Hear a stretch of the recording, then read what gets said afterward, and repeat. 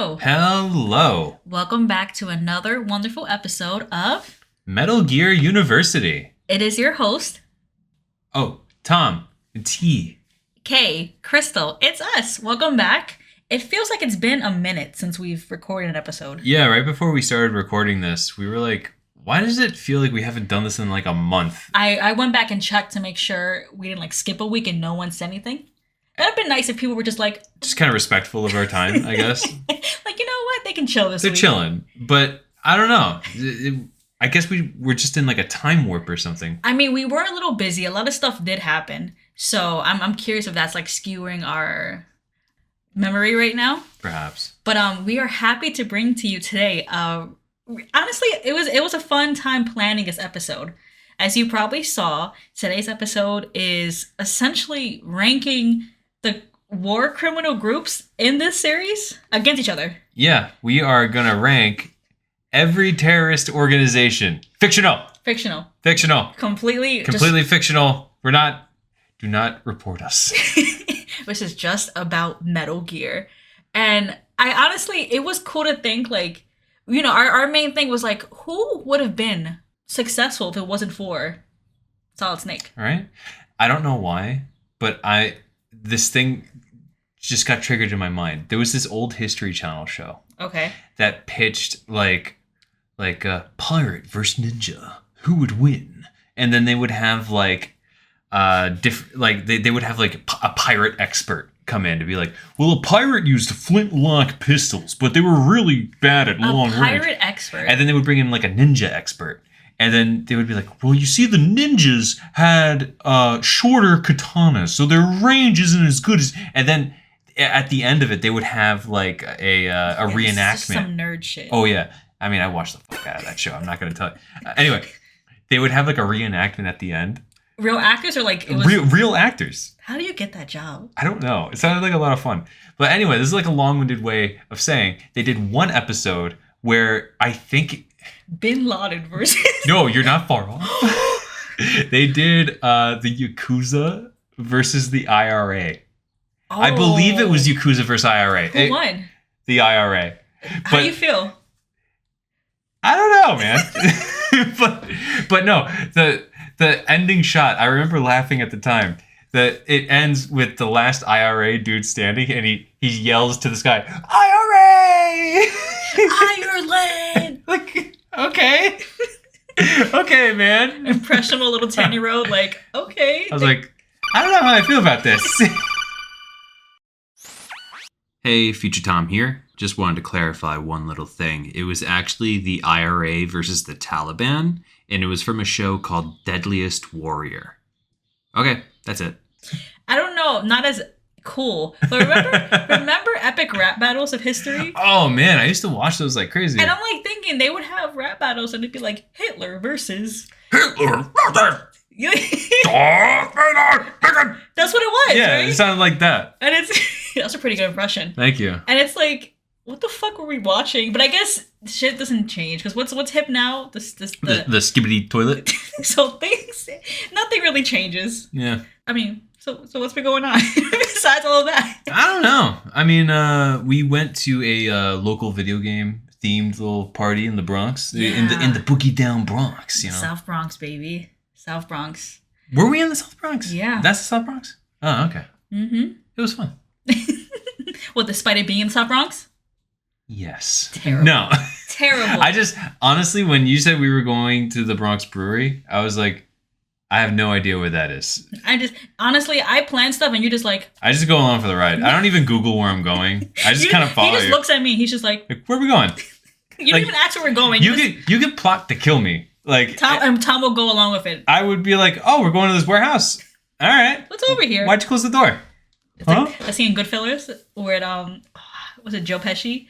He thinks they're promoting him, and then he goes in. He's like, fuck.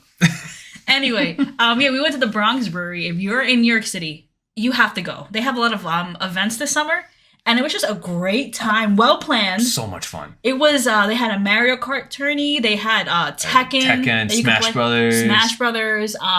People were building Gundam. You could build a model kit out there. They had music in the back, like lawn area. And they had laser tag. They had local artists. It was No, so much fun. And it was only the second year. Like this is the second year of doing this festival. And they also had the legendary Jim Jones. You wanna? What is he known for? Bowling. That's That dude. Yeah. That. Oh wow. It was funny to be like in a place where you're listening to Jim Jones, like this Harlem whatever legend, and then you walk a couple of steps and it's like, let me play some Mario Kart. Like, what the fuck are we doing here? Like, it was very just random. We ran into some friends there. It was a cool little time. Yeah. It's nice to be a nerd outside. Uh-huh. And I remember that on the way there we were like, maybe we should take some of our TK&M stickers. Yes, our Metal Gear University stickers. We were trying to find a place like posted, like like a pole anywhere, like or like a side of a building, but we couldn't really find anything. Yeah, and we were in the Bronx Brewery, and we were like, we would be like fucking vandalizing their business. I ain't down for that. So then like we coincidentally saw, I don't know what podcast it was, but there was like a podcast that was doing like a live recording in the brewery. It was honestly, what a festival. It was just busy and everyone was friendly. It looked like a lot of fun. But sorry. So I was like, oh, you know what? I'll just give it to them. It'll be like a cool little marketing thing. So then like I was like, yeah, give me the stickers. I'll grab like 4 for me. And then because I remember there was like 4 people, there. So I was like, okay, let me mosey on over. And on the way over, I was like, I don't even know what I'm gonna say. So then like I thought that, oh, I can't say that, hey, I noticed that you're recording a podcast. I record a podcast too, and here's a sticker for it. And Are you Jordan Peterson? I mean, I feel like that's how Jordan Peterson would do it. Yeah, he's just a loser. Anyway, sorry. But I went over there and I was like, hey, I have some extra stickers. Do you want some stickers? They're from this podcast. They're from this podcast. I never heard of it before personally, but I hear that they're really cool and one of them's really handsome and really cool. And just so tall. And so tall. And he's so strong.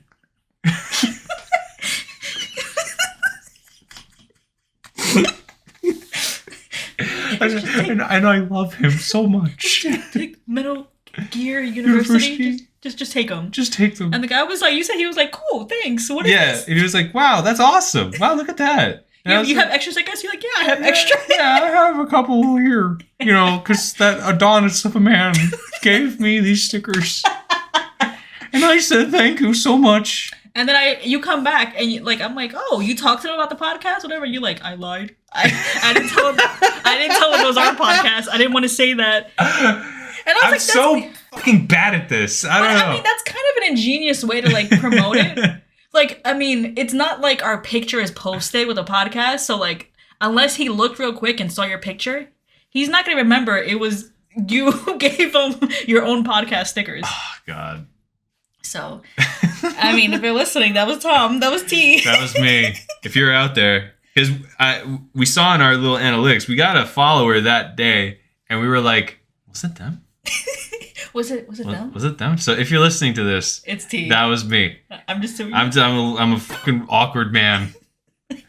Who's so strong. I know it's weird having to do an elevator pitch. You got to figure out what exactly to say that isn't managed, that fine line between being humble and also being confident and not being too out there. But then it's I was telling you, if we had a friend or anyone who's listening now, if they had something, we'd want to promote them. No problem. If they promoted themselves, we'd be like, go for it. But it's us, and we're like, I'm sorry for making something. Yeah, I'm sorry for existing in your space, sir. Sorry. I'll just delete the podcast. I'll delete every episode right now. It's like I never even existed.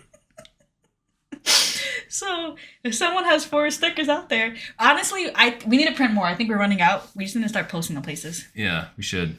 And then, right from there, we'll definitely bring a lot to Metal Gear Solid Con for sure. And hopefully people will take them. We could just do what they do for club promotion and then just toss all of them on the floor. Oh my God. If I see people step on my stickers. I'm starting to fight. How dare you? It's I just saw you throw them. Don't fucking step. Don't step on them. You walk around them. But yeah, we'll have more stickers for there. It was a cool festival. I'm glad we went. We left the house. Well, I left the house for once. You leave the house and actually. Well, I only really leave the house for work. We don't do anything but work. I feel Yeah. like. And the podcast. And the podcast. Yay. We got to go out more. Yeah, we do got to. gotta Well, do- we we went. gotta do We saw things. Jim Jones. We went We out. did see Jim Jones. We went out. We're gonna do more stuff. We're busy. We're doing cool stuff. Other than that, what's been up? I mean, we're not really watching anything. I know that Assassin's Creed, the new trailer came out for the next game. Assassin's Creed Shadows. Ooh. Yes. And sadly, as always, I feel like the only gaming news that is around nowadays is when people are just angry. Well, because that's what gets the clicks, man. I'm tired. I'm tired of. I feel like every time I go online, it's just like rage, like likes or comments. That's all it is. I guarantee you that the only people that like really do anything online are just like people who are, I'm sorry to say, miserable. They're very miserable people, and they forgot how to have fun. Yeah, I don't like. I would love for people to like just like stuff for fun or comment more. Like, you know what I mean? I feel like we're also much more inclined to, like, for example, I think a couple episodes ago we were talking about like leaving reviews, and people are more inclined to leave a bad review, like, you know. So I'm hoping people will shift in the right direction, and I think the only way that's done is if we all do it. Yeah. I think we all have to make an effort. Because I think there's more people like us who are like happy and want to live a good life and want to be sweet. It's just that we're not as vocal. Yeah, because most of us just mind our own business. And That's really all it is. And I think people who are loud and wrong and miserable are always like in the forefront because they're typically the loudest ones. Mm-hmm. Like this whole shit with Assassin's Creed. Oh my god! For those of you who don't know, it's pointless. Assassin's Creed Shadows is two leads. It's a Japanese woman, and it's Yasuke, who was like a historical figure in Japan. I don't know what era, but he was like an African man, right? He was like from what I know, he was like an African man living in Japan, and he's just kind of like a mystery on like why he was even there. Yeah, this was like from like I didn't even know, like the era where there were samurai, and so people were like, was he a samurai? Yeah, what was he? People say that he was either like a samurai or he was like some sort of like the equivalent of like a squire or something like that. And there's like not much on him besides the fact that it's confirmed he was there during that time. Yeah, so like Assassin's Creed, the makers behind these games were like, oh, that's kind of interesting, and I think that's interesting.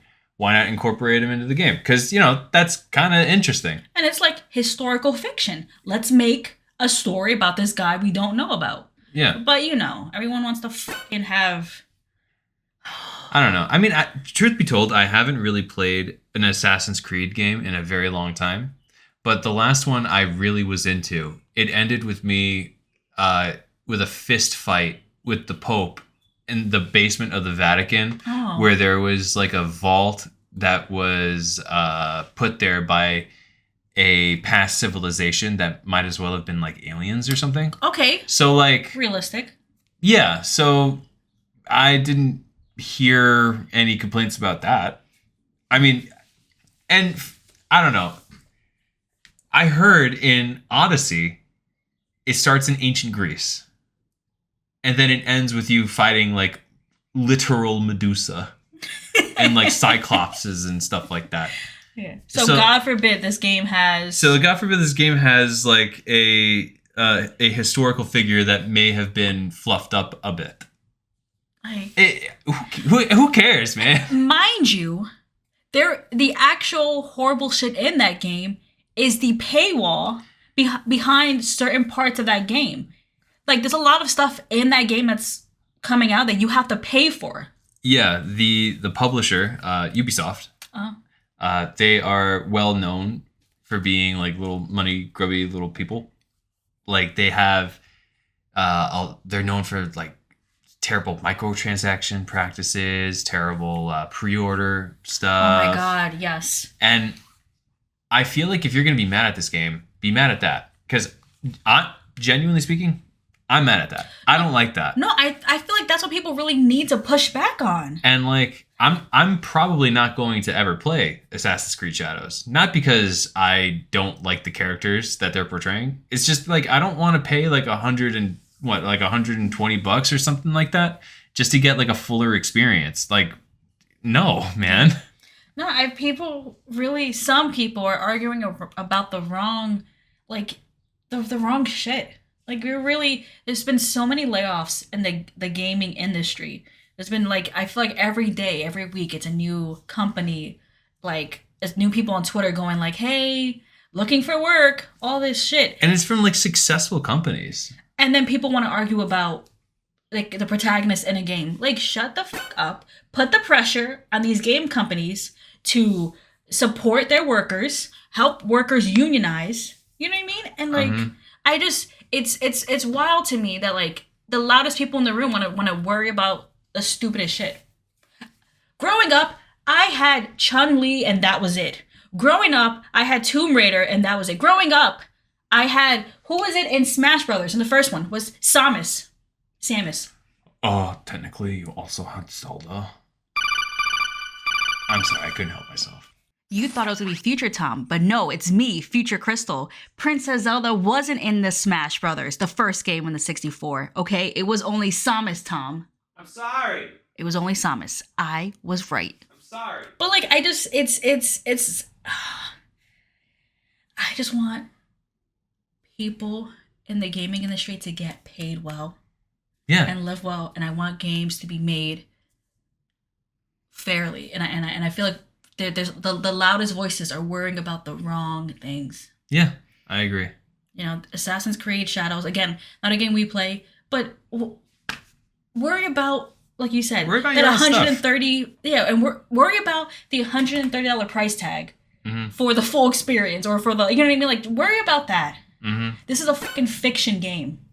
These are video games. I'm sorry. I'm glad that we had this event. Thank you. You want to continue? Yes.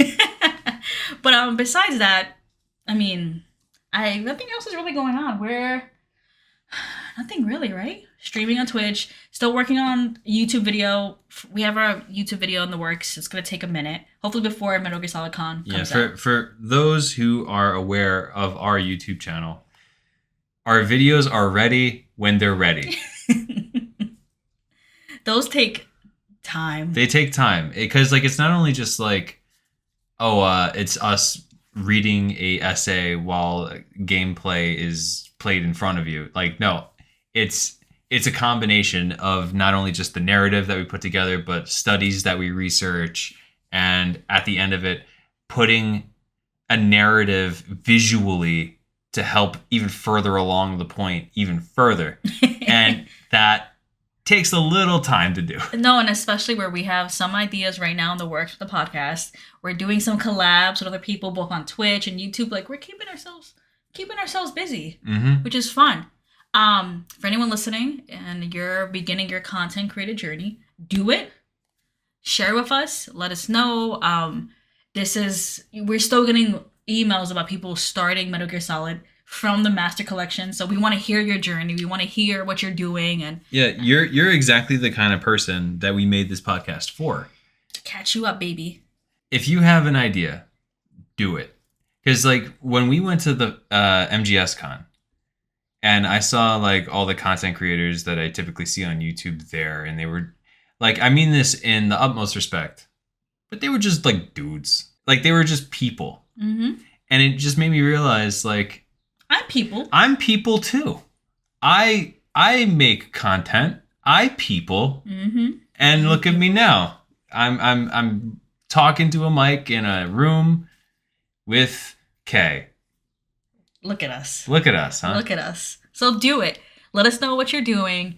Do your best. Don't half-ass anything. That's another thing. Don't half-ass anything. You full-ass it. Full-ass it.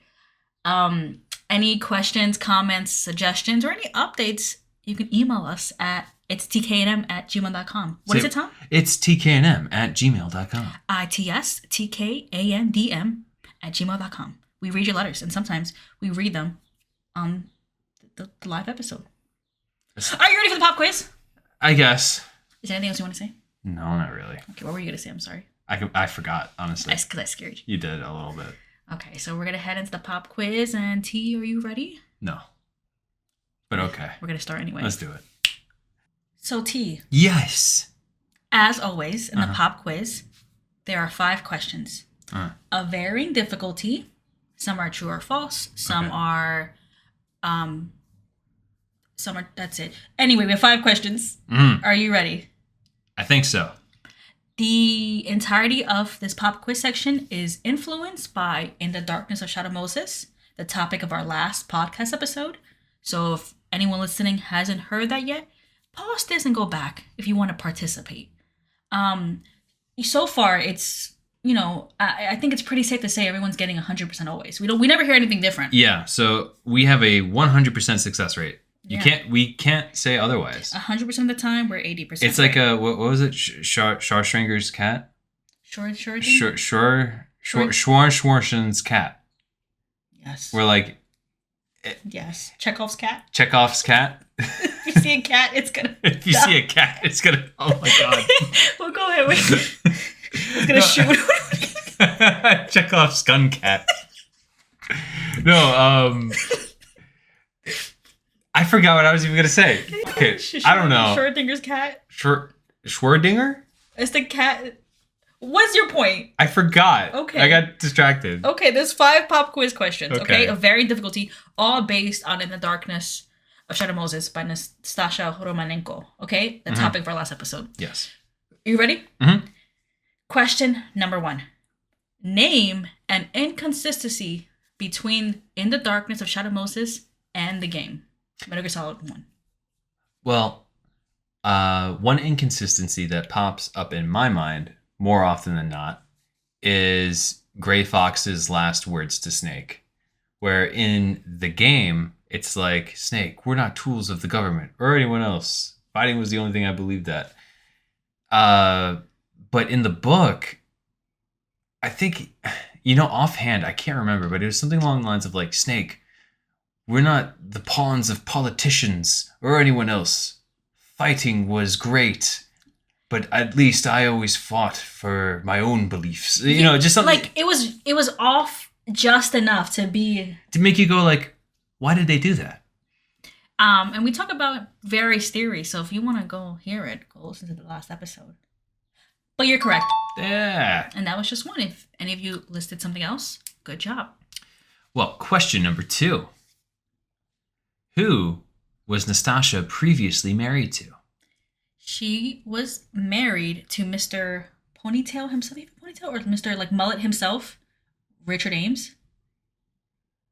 I'll give you a half point for that because he did not have a ponytail. I thought he had a mullet or something. He had a mullet, yeah. I said mullet. But you said ponytail first. Well, can I get the half point back? Yeah, okay, you got a full point. Thank you. You're welcome. I'm correct. You are correct. Thank yes, you. yes, Thank yes. you. Yeah, that mullet. We hypothesized that like he saw a snake and he was like, "Fuck." He's so good looking. It's like, damn, let me try. He's so handsome. He's so strong. So alpha. So alpha. Question number 3. True or false? Liquid Snake knows of the existence of the Patriots. That is true. Correct. We learn from her book that Liquid was aiming to go after them after Metal Gear Solid 1. Too bad he, perished. Yeah, he perished shortly, like an hour after. But he was gonna get them. He knew about them. Question number 4. Oh, do you want to read this or me? Oh, I'll do it. Okay. All right. Nastasha owns 2 optical discs. What do they contain? Yes. Okay. So one of them we knew about. I think it was the second one that was like the more important one. So the first optical disc was the one with information on the identity of the perpetrators, and like it had the existence of Metal Gear in it. So it kind of detailed that. The second one, which I think was the one that was more important, that it detailed Project Foxdie, and its whole cover up plan. Because that was like part of like not the dark, but like secret like projects from the government, right? So like that was the one that was like Richard Ames gave her that one to kind of like protect her life, wasn't it? Yeah. So because at the end he gives her 2 discs when he like tells her to leave, and then that's what was kind of like she released to the world. That's correct. Thank you. Very interesting character, Richard Ames. Right? Okay, it was just like to think he was behind the entirety of Metal Gear Solid 1, like he was just there with Nastasha. Like she was talking to Snake and he's just in the back watching her. And then to think about like he lets her go and like sends her to live and Yeah, it really puts a different lens on his character. Especially like when you go back and you play Metal Gear Solid 2 now, knowing what he did in the past. Like and knowing like maybe that's why he's there at all. Like maybe like this was his punishment. that's what I'm thinking. That's what I'm thinking too. Because they kill him so quick and it's why wouldn't they? They most definitely know that he gave her both of those things. Mhm. And of course they saw it's released on the internet, so who else but him to blame? Last question. Oh, there's the last question. As always, 5 questions. Ah. I say as always, and then watch us not. Anyway, question number 5. Where did Nastasha live during the duration of this book? Nastasha lived in Los Angeles. You are correct. Yes. I love LA. LA, if it was more of a walkable city, I could see myself there. Yeah, LA was great. If there was, yeah, what you said. Thank you. Thank you. Yeah, no, I just realized I was going to repeat what you said about the walkable city bit. So I was like, you know what? I'm just going to shut up. No, it's okay. You can say Mexican food. Mexican food was incredible there. Yeah, it was. So, I don't blame her for living there. Yeah, that was it for the pop quiz questions. Thank you all for, getting 100%. Yeah, obviously you all got 100% because we never hear otherwise. So we're going to assume the best, because why not? Mm-hmm. I'll let somebody prove me wrong. Yeah, Chekhov's cat says that Guncat says we we have an 100% success rate. Thank you all for listening. T, are you ready for this episode? I am. You are? Yeah. Everybody listening, we're going to need you to follow along. I'm going to try to speak slower because this is going to be very technical episode. But we hope you enjoy it. And you ready for the episode? Yeah. Let's begin. So T. Yes, Kay. As the title states, this episode is What War Criminals Were the Most War Criminal of All War Criminals? We are essentially ranking each of the groups and the main games in the series, like the canon games. Yeah, like the mainline titles. We're going to be ranking them and essentially kind of seeing who is the most effective. So like most effective in terms of like teamwork, best Metal Gear, best base. So we have a couple of criteria that we're going to base them on. If like they were able to just keep doing what they were doing, would they have been successful? Mm-hmm. We're going to explain the criteria, and then we're going to go column by column and then summarize at the end who is the victor, who's the most war criminal of all war criminals. The different columns that we're basing this ranking them on. It's leadership, Metal Gear, special forces, meaning, like the boss group. So like Foxhound, the Cobra unit, stuff like that. Equipment. So, like the frogs or what the Genome soldiers were equipped with. Most effective.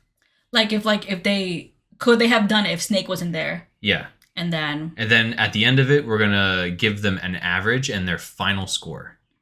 So we're ranking them from 1 through 10 on each category. 1 being the weakest and 10 being the strongest. And then at the end of it, we'll average it out and the final number is how effective they are. Mm-hmm.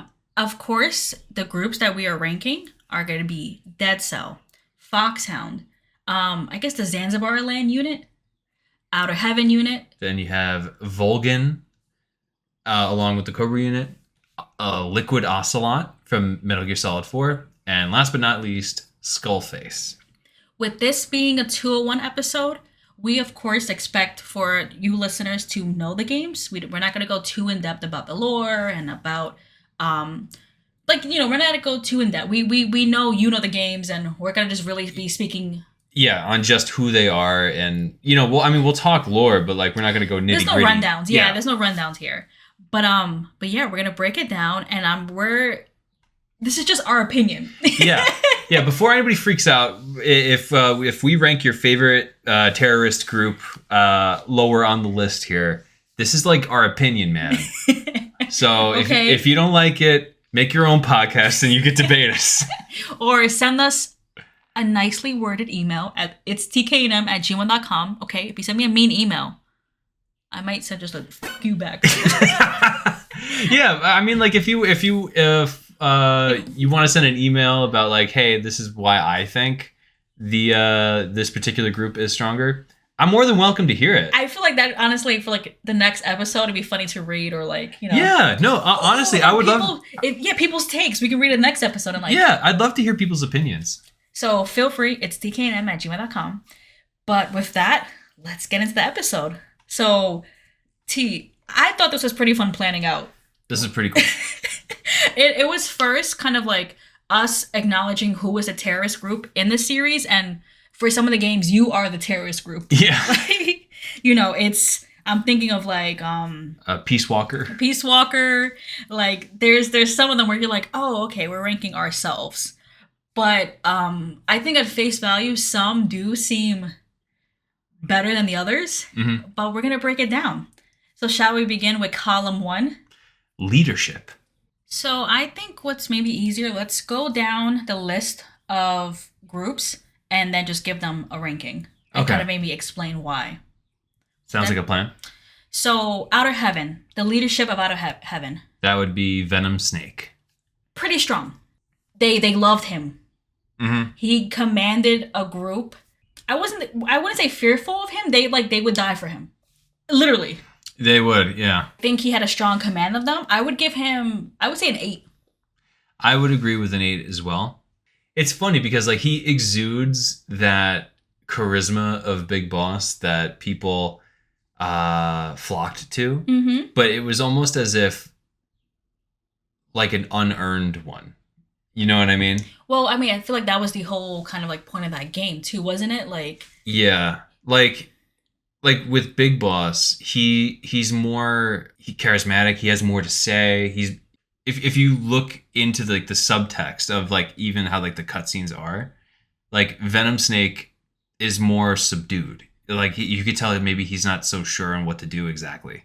Okay. And I think it's almost as if like you were to wake up one day and you're like, hey, you're the boss of the restaurant. And you're like, I gotta be the boss of the restaurant. You know what? I think that's a good point when we talk about Zanzibar Land in a few seconds. Like Outer Heaven, he's more like, you can say like quiet, and we can say quiet because he's like questioning more, maybe even thinking more, as opposed to Big Boss who's like, I know what I'm doing. Yeah, this is my operation. So, you know what? For that, I'll give 8 for a confident, charismatic leader, but maybe not like, he wouldn't be as quick to the draw. He not as sure himself. Mm-hmm. But 8 is still heavy. 8 out of 10 is not bad. Yeah. I mean, now we're going on to Zanzibar Land and Big Boss. What would you rate him? A 9. Yeah. That is like the Michael Jordan of war criminals. Of war criminals. His, I would say, is both fear-led and like respect. He is commanding soldiers. He has children who he's breeding for or grooming for future ops. I mean, I think about Sniper Wolf. She was probably one of those kids, and oh hell yeah. So like he is creating generations of these children that are just thrown into the meat grinder, and will do so happily. Mm-hmm. Will do so happily. So I feel like as of right now, he's the strongest. That group has the strongest leadership. I would say they are, because it's just Big Boss just commands respect, and he's a force to be reckoned with. I fully agree. Foxhound. Now for Foxhound, and I believe the name of their group is the Sons of Big Boss. I would give them an 8. Okay. Because Liquid Snake, who is genetically superior, but he's got like this really weird complex where he has to prove himself consistently, and that it just brings him down a peg just under Big Boss. Yeah, I agree. Just enough, because there's always going to be a he's very focused and he's very accomplished. I feel like you can tell he's a good leader, but it's a little smidget where he's like maybe will deviate from the plan because he has this. He has like this weird complex, you know. So he's still good, and I think honestly he's one of the top leaders in all of these games. It's just his his difficulty. Like I feel like his self confidence is so low. It kind of ranks him, like you said, not as impressive as Big Boss. Yeah, I mean, if he didn't have those issues, I feel like he literally would have been the 10 of this. And I think about like if you were to put Venom, Liquid, and Big Boss in a room, Big Boss would command the shit out of both of them. Definitely. You know, like I feel like, and that both of them had complexes towards Big Boss. Mm-hmm. So there's no way we could have put them on the same level as Big Boss. Big Boss was just the best to ever do it. The best to ever do it. The worst to ever do it, Sons of Liberty, Solidus. You're so mean. I love Solidus. Solidus has a great personality, whatever. That man was not a good leader. No, he wasn't. To me, that was one of the most that was one of the saddest parts of Metal Gear Solid 2 is just like basically how he just like bumbled and like stumbled throughout that game. No one cared about him. Like he had what was it, Dead Cell? Mm-hmm. And they had their own motives. Weren't they all spies? Yeah, they were planning on betraying him. There was a moment in the game where like you're spying on Solidus and Ocelot, and they're talking with Olga, and it's chaotic. You have Olga pointing a gun at Ocelot, and Solidus is just trying to hold it together. It's he really just it. I mean, whether he paid them to be in his group or like I'm forgetting right now the origins of how he collected Dead Cell, but like whether it was by money or respect, that didn't matter because he was the leader of the group. Okay, forgive me. No, it's all good. Yeah, leader. Okay. He's a great one. I mean, the leader, to me, the leader was what was it? Fortune's husband.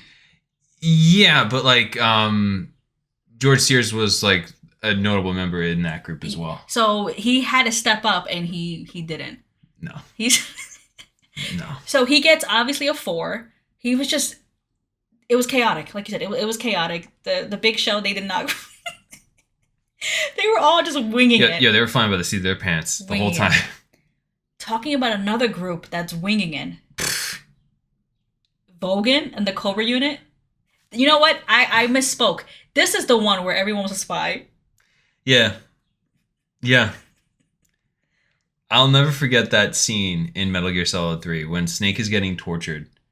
And Volgan, who stupid. He's so dumb.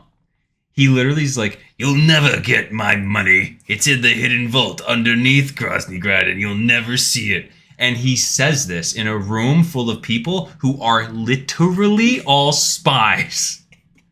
You have Snake, you have the boss, you have Eva, and Ocelot. They are all were spies. Like, it... And it's funny because, like, Vogan is essentially the leader, but I feel like he didn't even care either about being the leader. He was doing his own stuff. He was just the messy bitch. He just wanted... just cause issues. Like, I feel like it's funny, we're talking about leadership, and essentially he kind of... I feel like he was the leader in the fact that, like, he guided the events of the game, but he didn't care. I feel like Volgan is, like, the high school bully that got access to his trust fund early, you know? Like, Daddy went away, and now I can bully you with my infinite money. He has that energy. And everyone's just following him, but they're also just like... Everybody follows him because he has the money. Everybody wants to go to a party at Jake's house because Jake is so popular and has the money. But they're all waiting for Jake to fall. They're all waiting for Jake's downfall. Damn you, Jake Vogan. He gets a 3, which is, but so far, the lowest. Yes. The highest right now is Big Boss and Zanzibar Land. The lowest is Vogan and the Cobra unit.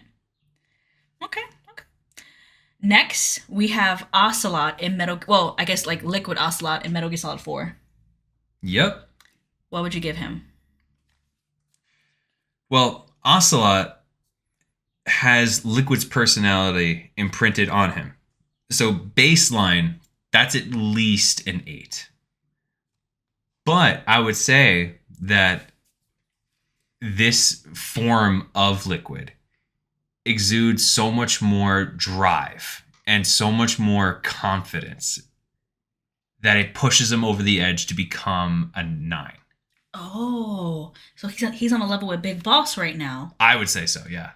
I mean, I would agree. Liquid Ocelot in Metal Gear Solid 4. That was a different kind of force to be reckoned with. Because you also have to think, Liquid Ocelot wasn't just like in command of like a base or a small little nation state. He was in control of multinational corporations that controlled the world. You know what? Less. No, you're right. That would definitely give him a 9. Because if you think about Outer Heaven, Zanzibar Land, like they had bases, they had units, but it was a small section of a country of the world. Ocelot was not universal, it's like worldly, like yeah, like what was the phrase? It's like the sun never set on the British Empire. The sun never set on Ocelot's empire. Yes, he was. No, that is actually, you know what? I will agree with you. That is a 9. And like you said, I think he was, of course, with Liquid, he still kind of maybe had the inclinations to be a little less confident about, the recessive. But I mean, he has a much bigger apparatus. Yeah, so it's kind of like he with that lowered self-confidence, he still has so many other people to work with. It's not just a small group of the Foxhound unit, Yeah. He has so many more people who can maybe pick up the pieces. So I'd agree, a 9. Up next, we have Big Boss again. In MSF, right? Yeah, in MSF. So In this Peace is, I Walker. guess this would be like Big Boss in his prime, I guess. Give him a 9 as well. I think anything with Big Boss and leadership, he gets. Yeah. It's. I mean, it's the same guy. I mean, it's now. Here's an interesting question. Okay. What major differences in leadership would be in Big Boss in MSF versus Big Boss in Zanzibar Land? I don't think any big changes in leadership. I think major changes would be in goals. Mm-hmm. That's where I think they differ. Because after Peace Walker, Big Boss, You kind of went off the deep end. but he was still the same commanding officer that everyone. He was just a little bit more angry. Yeah. So that, to me personally, leadership is still the same. Okay. That's my own. I'll give you that. I agree. You agree? Yeah. Okay. And like it's Big Boss. I think it's again if we're talking about like his character changing throughout the series, I think it's more like his motivations Rather than his leadership style. leadership style than his ability. It's more about like what were his goals, motivations, inspirations. Mhm. I think those were the different parts of his character as opposed to like, you know what I mean? Like in each game, I feel like he doesn't get better. He's not like, we're not seeing him like become the soldier. He already is the soldier of all time. Mhm. What we're seeing is the fall from grace. Yeah. I see. So like, as far as leadership, he gets high marks regardless because he's always been that same kind of soldier, that same kind of man. Gotcha. That's just me. No. It's a good points. Good, valid points. I agree. So we will give him a 9 as well. Last up, we have Skullface. Ooh. That guy. Such a lust for revenge. He gets a 7.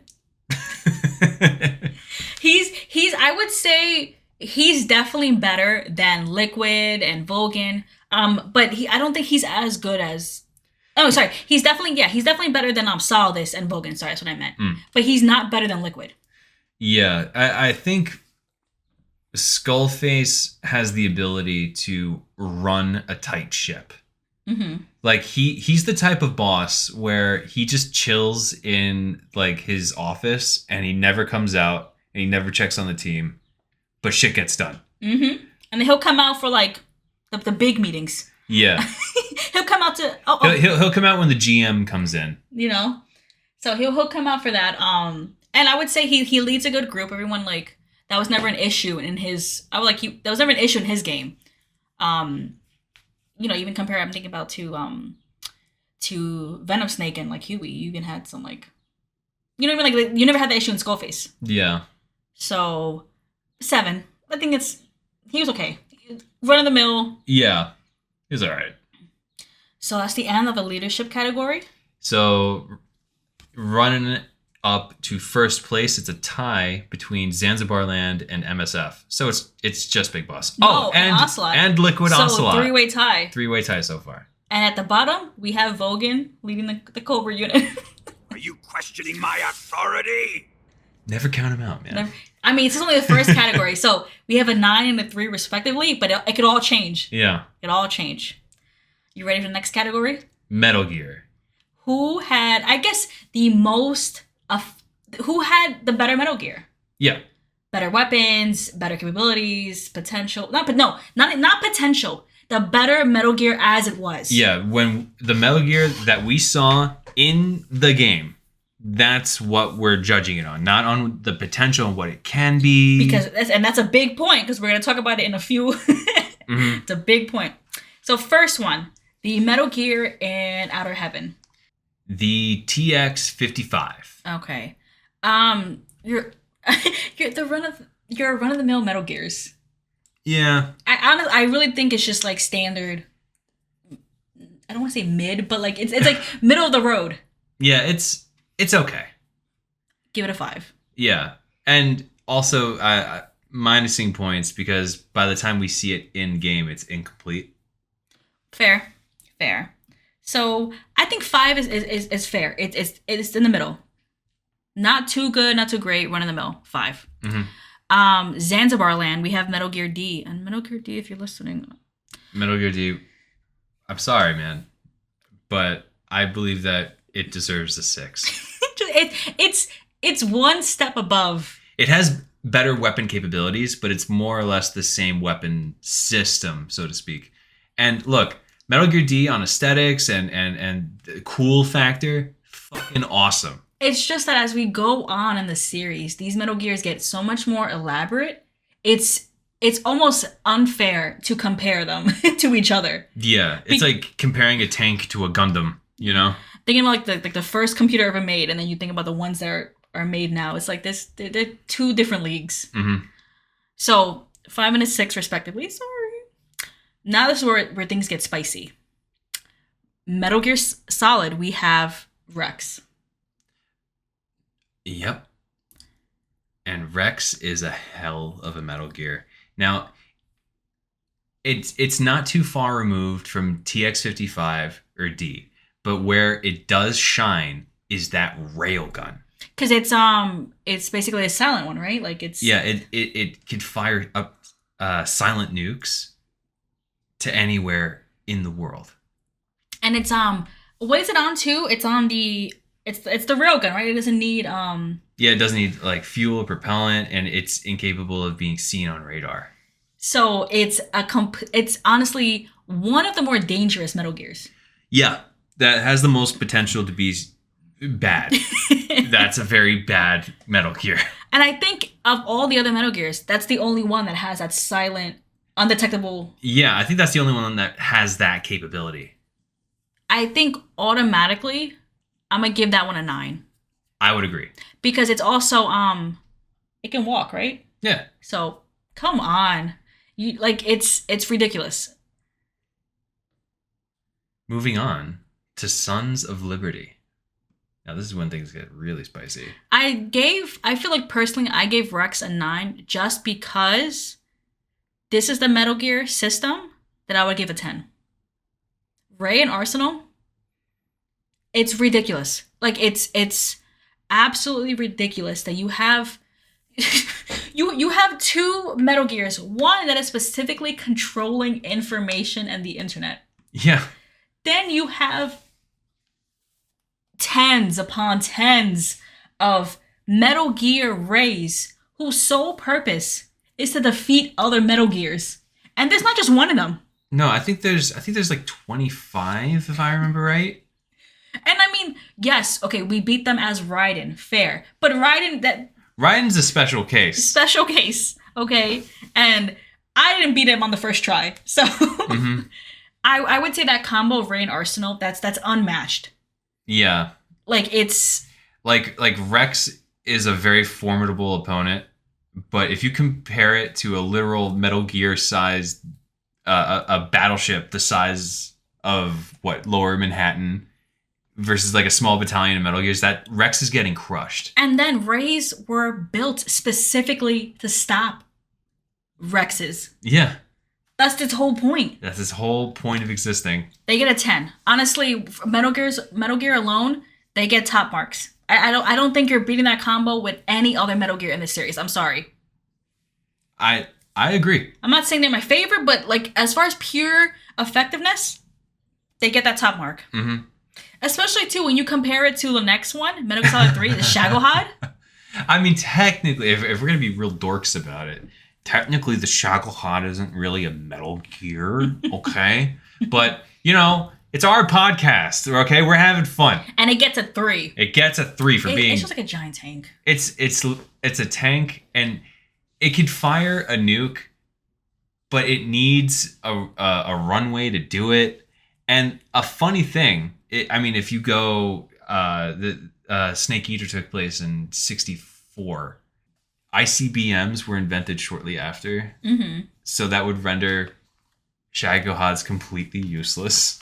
What are ICBMs? Intercontinental ballistic missiles. So they're missiles that could be launched from anywhere and can be detonated anywhere. Like within a couple of years, the Shagohod would be completely inefficient. and I think why this category is a little it's skewed by just I think the technological advancements of each game. Mm-hmm. You know, the games that are not only made earlier, Metal Gear 2, but then the games that are set in earlier timelines, like those Metal Gears aren't gonna have the most specs. Yeah, I mean, but then in other critical ways, like needing the runway to launch a missile, if you were strategic about it, you could sabotage the runways, and then you could effectively disable the Shagohod.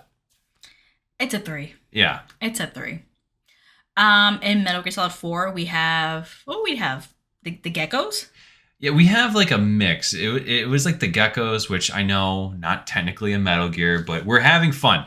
So it's like the geckos and Arsenal again. Yeah. I mean, Arsenal is cool and all, but it needs, I think, that Ray combo in order to really be Effective. Because Arsenal, it's just information control. That's true. You know what? I'm actually just remembering this. What? I think there were Rays in that Arsenal as well. In 4. 4? Oh, man. Oh, wait a minute. It had the railgun too. The railgun from 1. Rex? Yeah. That's a 10. Damn, Ocelot had everything. Ocelot was that guy, man. Jeez. So, just zoom out. He had a 9 in leadership, and now he's a 10 in Metal Gear. He had basically all. He had Arsenal. He had Ray. He had the major point of Rex, and then he had, I mean, just the geckos. Yeah, I mean the geckos aren't nothing. Damn, Ocelot. There was really a lot of stake in Metal Gear Solid 4. Like there was really a lot was going on. 4 was literally like world-ending shit going on. I mean, Snake and Otacon were hiding. No. Yeah. I laugh because it's scary, but damn. Okay, 10. There's really not much for us to say. I think we all understand.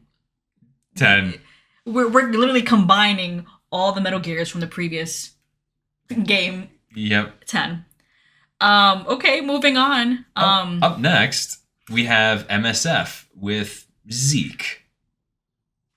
Yeah, It's all right. Yeah, I don't really even remember what was significant about Zeke. It's cool. It's cool. It's customizable, at least. Like, you as the player can kind of make Zeke look how you want them to look. Does that affect how it works? No. Well, kind of, but not really. It gets a 6. Just one above TX55 and D. I don't even think it's worth. It's actually tied with D. It's tied with D also got a 6. Oh, okay. Yeah, that's 6. It's okay. It's run of the mill. Mm-hmm. And last and least, we have Sahelanthropus and Metal Gear Solid 5. This one, I feel like you and I will. I feel like I know how you and I are gonna think about this because I feel like you and I both like Sahelanthropus. I do, and I feel like both of us really understand that it's a powerful Metal Gear. It is, but it sucks. The only reason it's ever powerful is when Psycho Mantis and Liquid are in control of it. Yep. That thing cannot move otherwise. That thing sucks. Like Huey says himself that like the way that it moves, like how fluid its movements are, it's like it's physically impossible. Like it should not be able to move like that. And we're not talking about the potential of a Metal Gear. We're talking about the actual abilities in game. And if you have a Metal Gear that it's a Metal Gear that you had to fight against because 2 little kids were able to get a hold of it. And one little kid was psychic. Yeah. It's ridiculous. I mean, they say it in the game themselves that it's a paper tiger. Paper tiger. It looks great. A 2. Mm-hmm. I gave it a 2. I wouldn't give it a 1 because it looks cool. It does look cool. A coolness factor does affect our scores, but not by a lot. So it gets a 2. So and it's a shame because that probably would have been up there. It probably would have been up there with like what is it like? What do you say? Like Rex or something? Rex? Yeah, it would be up there. It's just it's end game. It's useless. Yeah, it's useless. So that one ends this round. This column, tied for first place in Metal Gear is we have Metal Gear. What was it? The Arsenals. Yeah, basically the games that had Arsenal gear in it. I mean, Arsenal was that bitch. Man. Because it wasn't just one Metal Gear. It was Arsenal. It was Rex. And then you have the like it's ridiculous. Mm-hmm. So, they tied for first. And last, like we just said, it's Sahelanthropus because it was a paper tiger. It could not do anything. Yeah. Doctor, you're as useless as I thought. Next column, Special Forces. Now these are the boss characters, if you were to imagine them. These are the characters that are not your run-of-the-mill soldiers. So, leading up, we have Outer Heavens Special Forces unit. Like Hot Coldman. Oh, no, that's in Peace Walker. But these are people like... oh, no, not Hot Coldman. What's his face? Coward Duck? Coward Duck. I don't know why I confused them. But yeah, Coward Duck. I think Machine Gun Kid is in this one. It's forgettable. Yeah. And then there's also like Tank and Helicopter. It's really no one with... As the game goes on, similar to the Metal Gears, we get more elaborate boss battles and more elaborate abilities. Mm-hmm. Not to say that these bosses aren't cool, but if you think purely on like their abilities, I would say they run in the mill. Yeah. They're not too far off from soldiers that you fight already. So I would say that they're a 5. And I would say Zanzibar Land next, 6. That same kind of like, it's just, they're a little bit better. Yeah, they're a little bit better. They're a little bit more creative. Mm-hmm. I mean, the first real boss that you get in Metal Gear 2 is, what was his name? Gray Ninja? Black Ninja? Mm-hmm. I forget. I think it was Black Ninja. Black Ninja. And it's revealed to be Schneider, and then like that boss fight in and of itself, a little unique. And then you have the Four Horsemen. The Four Horsemen, and then you got that guy that could turn invisible, but like for some reason he likes to hang out on the floor that has the echoey stuff. So I don't know why he likes to hang out there. But a lot of the other bosses are just more dudes with guns. Yeah, I think it's the Outer Heaven boss is a little bit elevated. Mm-hmm. Just a little bit better. I give them a 6. Honestly, like they're okay compared to, especially since we're comparing it to the other games. They 5 and 6. I agree. Because we come to a game like Metal Gear Solid, Okay. and then we talk about Foxhound. Yep. A 9. A 9. Because, one, they're led by Liquid Snake, who is by themselves a force. Yeah. Then you have not only like members of a special forces unit, you have a literal psychic on your team. And I think that's where these special forces get that, like, that's what matters to me, because you go from like people with weapons and technical skill to people who freeze your body. Yeah. Vulcan Raven froze Snake. Yeah, and, like people like to say that like Psycho Mantis has like psychic abilities, but like it's kind of slept on that like Raven has similar stuff going on in his own right. That you have what, Psycho Man? You have Psycho Mantis, you have Sniper Wolf, you have Ocelot. Yeah, you have Decoy Octopus. Decoy Octopus. I mean, look, we don't really interact with Decoy Octopus, but like a master of disguise. I feel like they were testing Snake, and he was just the first one. They were off. Like they were like, damn, we could have used him better if we didn't if they took Snake more seriously. I felt like Decoy Octopus probably could have, because I feel like in the span of the game, they had to make Decoy Octopus take over. What was it, Donald Anderson really quick? Yeah. So if they had more time, maybe they could have done something. But he was just like, he's like, you have like a few minutes, just go. Like, just go, do it. Do blackface, just go. Anyway, but yeah, I would say the addition of psychic forces, the addition of like special powers makes them a 9. I agree with you. And on top of that, they're like a well balanced unit. Like you got the gunner, Yes. you got the sniper, Yeah. you have like a master of disguise dude. You know, like it's very well balanced. You have people who are technical with the gun. Also, like you have people who, like you said, it's well rounded. Yeah. So yeah, honestly, Foxhound is an amazing team. Amazing team. Any other person besides Solid Snake would have fell easily to 100%. them. Next, we have Sons of Liberty. We have Fortune, Vamp, Fat Man. Solidus was a part of it too. You see what's interesting is that like they're good. They're good. They're not cohesive. They're not cohesive. There's no psychics in their squad. No. There's no psychics. Fortune is formidable, but it's like it's not of her own power. Mm-hmm. Until she decides that it's her own power. Yeah, that I don't know. Yeah, but like they're good. They're definitely a step above Zanzibar Land. But I wouldn't. I think again, like to me, the psychic abilities of some of these enemies is what puts them in the 8 or 9 category. Mm-hmm. Like I would put Dead Cell in like out of 10, 7. Mm-hmm. They're good, but. Yeah, I mean, I would also agree, because as cool as like someone like Vamp is, I feel like that they wouldn't get past Psycho Mantis.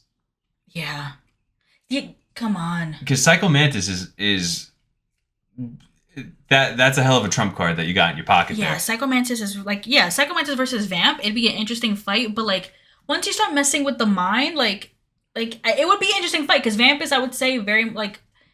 I feel like his mental fortitude is pretty strong. Yeah. But Psycho Mantis, you can. No. You know. Like I feel like, and like on top of that, they're not as tight as Foxhound, and they're not they don't give off the impression that they work well as a team. Mm-hmm. Yeah. Which, talking about a team, the Cobra unit.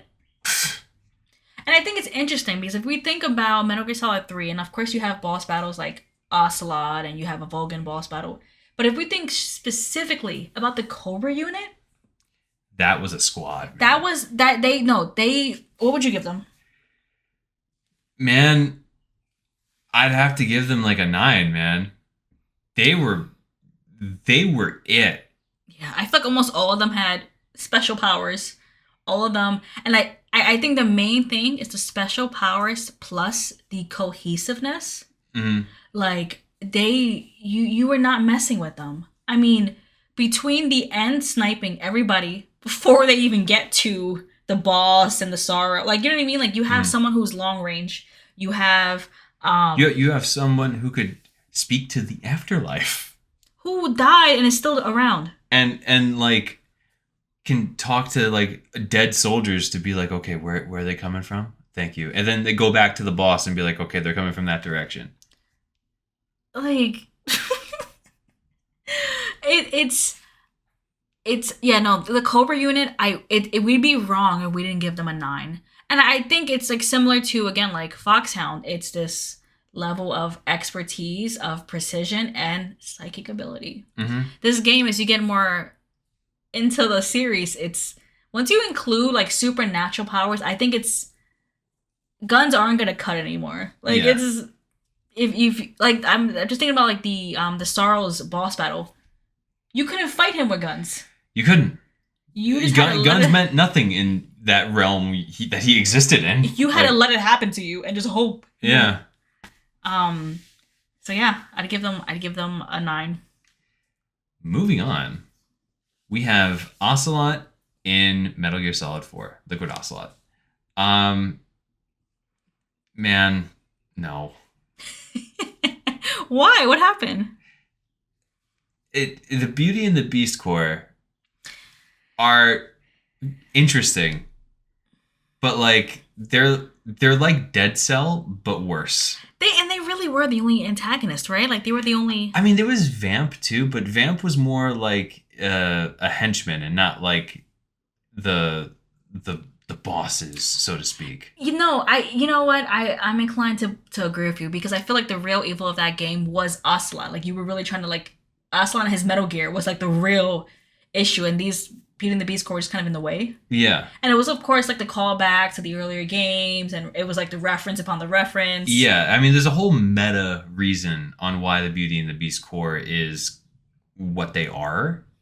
But as they are appearing here on face value, it's got to be a 6 for me. Mm-hmm. Because they have the same problems as Dead Cell, only even more pronounced because they have scarring mental illnesses among all of them.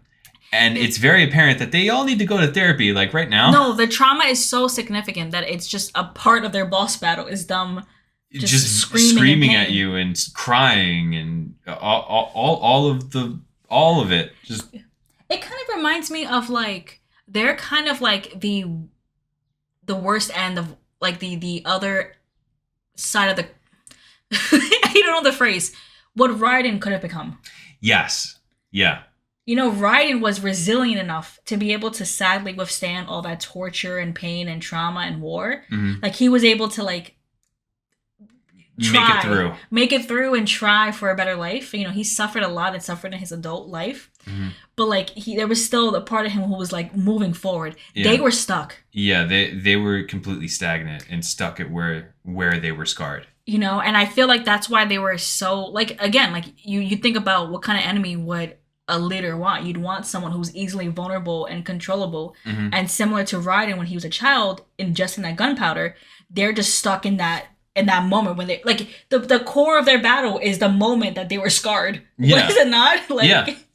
so the exact moment where one of them saw their family died or where they like so yeah, no, you're correct. I 100% 6. They're just like they're above Outer Heaven bosses because they're more technical and more high powered, but not really No. way better. Yeah. I agree. Now we have MSF. Which is again funny because it's just the people we play as. Yeah.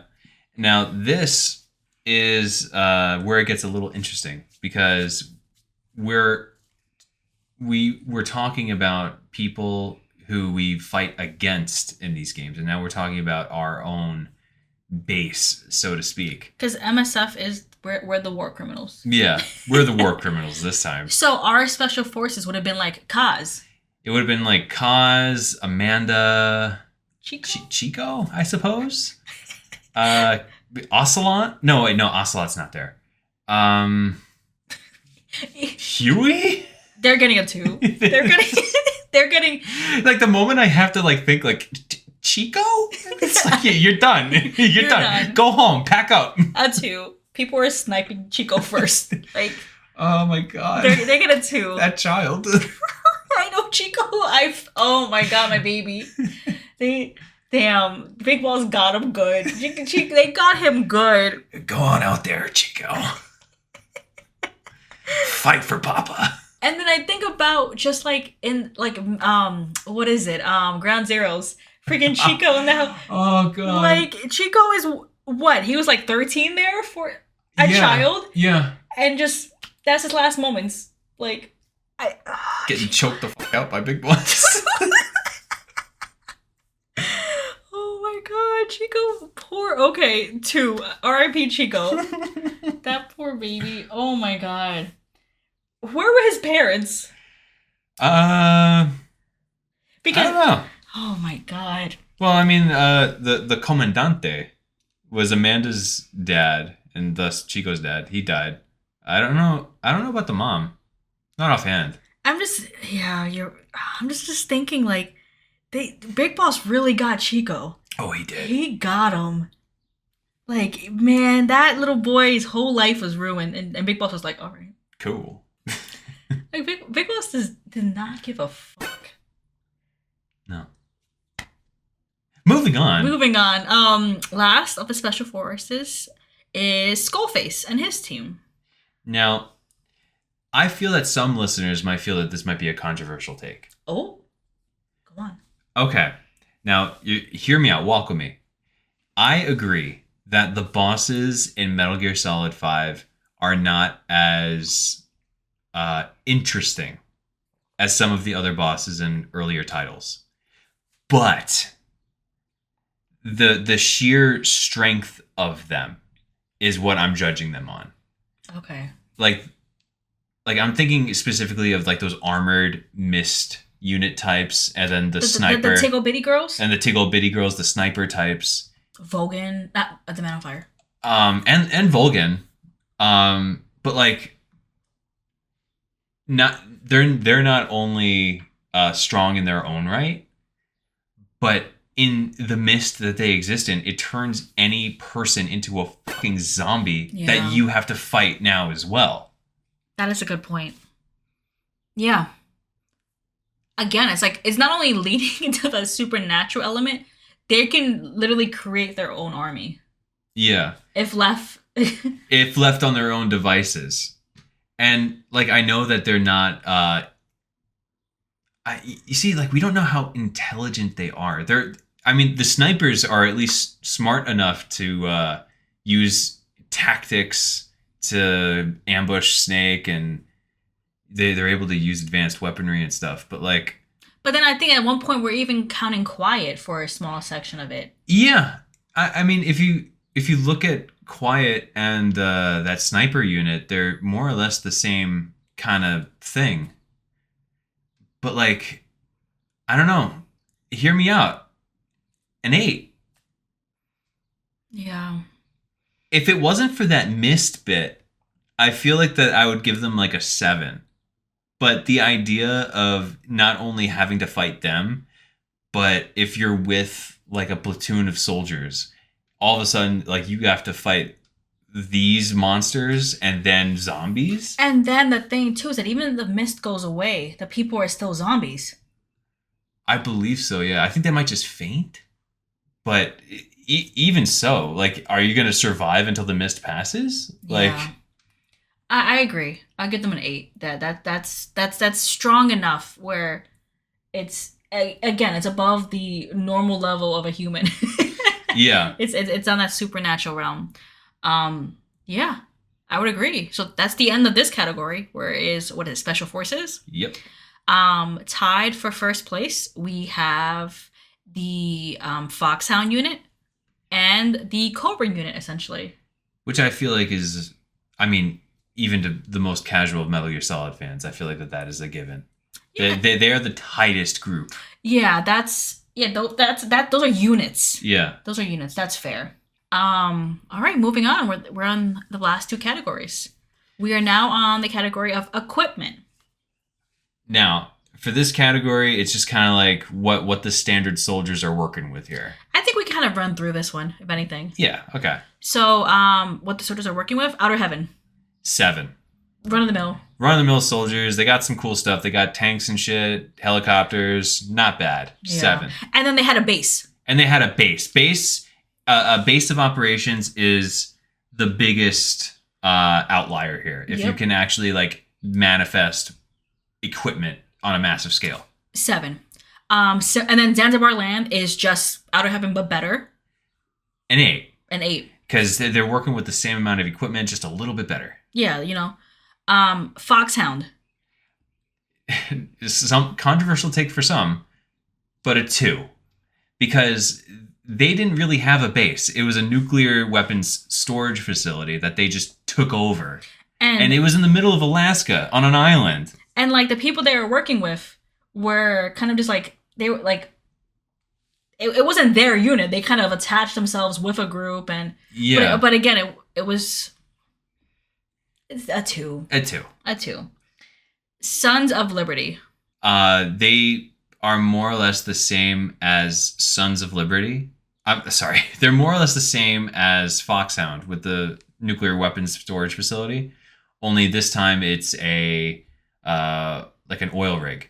Mm-hmm. But it does seem to be a little bit more fortified. It does indeed have arsenal. It's kind of a base, but it's kind of exposed, and it's kind of... Yeah, it's here and there. Like Solidus says himself that having arsenal as a base is dumb. So I'm going with Solidus here. So I'm giving it a 5. Next. Volgan and the Cobra unit. Now, we gave Volgan a lot of shit for his leadership and his Metal Gear. But his special forces and his equipment is pretty fucking nice. He's got a nice little They setup. got the base. I forgot. They got Grozny Grad. I forgot about that. Damn. They got multiple tanks. They have all these Hinds. Yeah. He also has almost infinite money, so he could just get more tanks and more planes and do whatever the fuck he wants. Yeah, that's an 8. That's an 8. That Mhm. man was a menace. In comparison, Ocelot, it's kind of the same situation. That man's like the ruler of the world. He gets a 9 just because it's Grozny Grad on crack. Like, that's just... He's Grozny Grad on crack. It's just expanded throughout the world. Yeah, I mean, he had multinational corporations working for him. Like, he could go on any continent and operate a nation-sized army. That's crazy. No, Ocelot was really, really powerful in that game. Yeah, at anything at his disposal. Anything. A 9. Mm-hmm. Off the back. MSF. They had a base? Yeah, they had Mother Base, Mm-hmm. which was pretty good. It was in the Caribbean, so like it's a pretty decent setup. Yeah, it was a small little... Yeah, he had his core crew. They were well stocked. They had a... I mean, everybody had nukes at that point, right? But he had a nuke too. Yeah, he had a nuke. And he does have a solid base. He has planes. He has tanks. He has a lot of equipment at his disposal. So I will give it an 8. An 8. Kind of on par of Zanzibar Land. Yeah, 8. And then you know what? Just to round it all out, Skullface, same thing. Yeah, like he had places in other countries, but like it wasn't on the scale of Ocelot. It was more like he was working on a budget. Ocelot had unlimited funds. Yeah, Skullface kind of had a budget, Yeah. but he had like 1 or 2 main bases that I'll judge him on, and for that I'll give him an 8. Yeah, I feel like we just can't compare him to Ocelot. Like Ocelot was just in a league of his own. Yeah. Okay, that was quick. That runs out the equipment section. Leading out this group is Ocelot with a 9. And the bottom ranked group is Foxhound because They didn't really have a base. they were just stuck in Alaska. Yeah. Last category, Most effective. and what we consider most effective. So we're just kind of like it's an overall ranking of the group. If Solid Snake or the main protagonist was not there, Could they have gotten what they wanted? or could they have taken over the world or something like that? So that's what we're basing it off. Outer Heaven. A 6. A 6. Because like everything that they had, right? Like they had Big Boss, or what people thought was Big Boss, which was great. But all of their stuff was kind of mid. Yeah. The Metal Gear wasn't even done yet. Yeah, exactly. Their big ticket item It's not even done. and they had sent Snake in to kind of kill him. Yeah. So, and then you fucked up. It was not a well thought out plan. No. And then it got exposed. Yeah. So I'll give it a 6. Fair. So if Snake wasn't there, it doesn't seem like they had the they had enough to be a menace. And if they got the Metal Gear working, it could have been more of a menace. But as we met them, no. Agreed. Zanzibar Land. Now this is when shit gets crazy. Tom and I were talking about this. I forgot about Oil 9. Yeah. Oil 9, which is brought up and gone in Metal Gear 2. Yeah. Look, in Zanzibar Land. Okay. In the context of Metal Gear 2, the world got rid of their nukes. Great. Cool. Except for one dude. I wonder who it was. Not only that, this man said, you know what also? The oil supply. I want to control it. And this man, if Solid Snake didn't come in to check him, Big Boss would have effectively have been the king of the world. Yeah, had the only nuke, and he was going to control essentially the energy supply. That's crazy. No, I feel like people sleep on the whole Oil 9 thing. That's a big deal. Yeah, I mean, I think it's slept on because it's brought up and then it's solved within the span of the game. Because of Snake. Because of Snake. Snake was able, so I feel like if Snake wasn't there, if someone was not as capable as him, but yeah, like you said, Big Boss would have really controlled the entire world. So that's a 10. Automatically, a 10. Listeners, think about if one guy controlled the oil. Now. We fight for oil now, and there are people who own it everywhere. Imagine if one guy owned it. That's crazy. And then no one had the capability to fight this one guy? He was the only one with a nuke? Yo. And then he had what? Metal Gear D... Done. It's a wrap. 10. If Snake wasn't there, frightening. It's a wrap. Frightening. It'd be cool if they remade this game, because that'd be kind of... that the severity of that'd be kind of cool to see on a... I would love to see that. Anyway, moving on. Foxhound.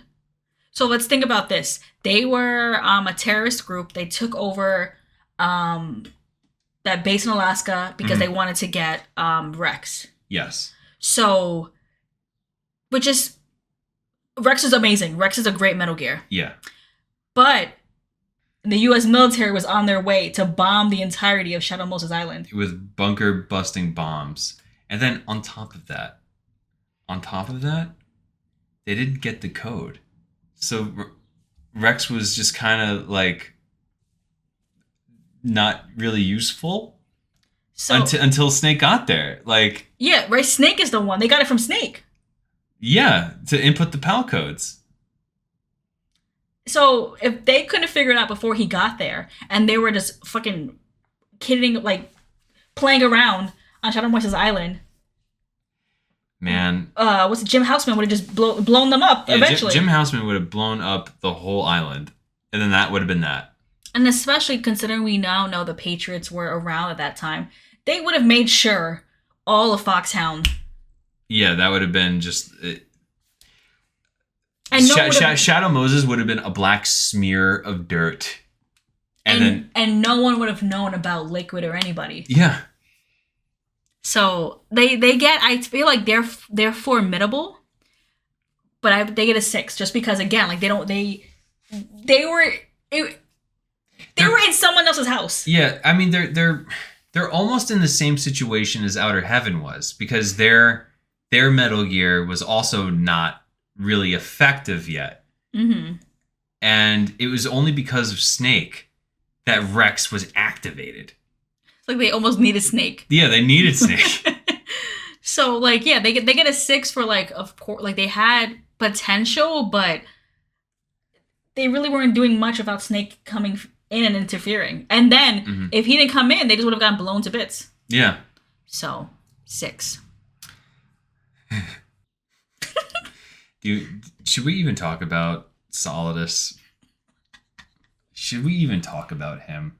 And he makes me so sad. If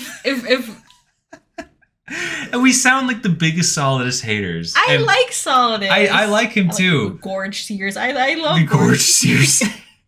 I love him. It's just, but think about, everyone was a spy. He wasn't even leading any. He was. It was part all of the plan. fake. It was all fake. His dreams, his hopes, his joke. passions. Am I a joke to you? Am I a joke to you? Everything he worked for was nothing. He wasn't even defeated by Snake. He He wasn't even defeated by Snake. like, it was just some. I mean, Raiden's fantastic, but just some random other soldier. Like, Like, fuck, man. Okay. Snake would have killed the first scene probably. Like, it was just like Solidus. I'm sorry, that group, they get a 1. It was just, they weren't working. It Look, was part of the.